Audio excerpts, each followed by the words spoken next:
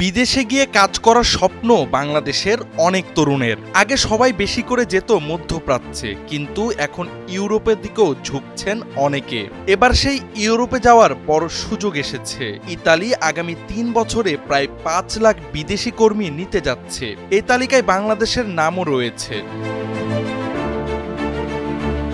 Italy সরকার বলছে ২০২৬ থেকে ২০২৮ সালের মধ্যে তারা ৪,৯৭,৫৫০ জন শ্রমিক নিবে। প্রথম বছরে অর্থাৎ ২০২৬ সালে নিয়োগ দিবে ১,৬৪,৮৫০ জনকে।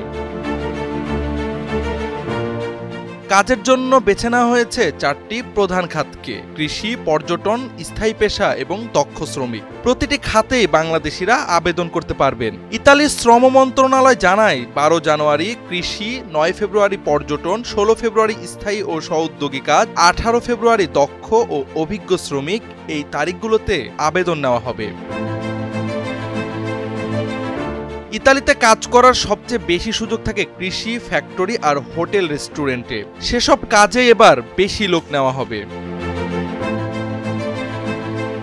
অনেক বাংলাদেশি ইতিমধ্যে ইতালিতে কাজ করছেন, কিন্তু অতীতে স্পন্সর ভিসা বা দালালের মাধ্যমে যাওয়ার চেষ্টায় অনেকে প্রতারণার শিকার হয়েছেন। তাই বিশেষজ্ঞরা পরামর্শ দিচ্ছেন এবার যারা আবেদন করবেন তারা যেন সরাসরি ও সতর্কভাবে আবেদন করেন।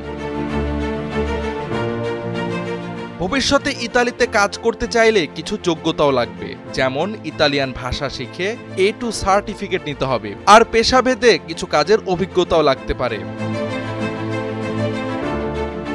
সব মিলিয়ে এই সুযোগ বাংলাদেশের জন্য বড় একটি সুখবর। যারা ইউরোপে কাজ করতে চান বা প্রবাসে যেতে চান তাদের জন্য ২০২৬ সাল হতে পারে জীবনের মোড় ঘুরিয়ে দেওয়ার সময়। তবে ভুল করলে ঠকতে হতে পারে, তাই সাবধানতা আর সঠিক নিয়ম মেনেই এগোতে হবে।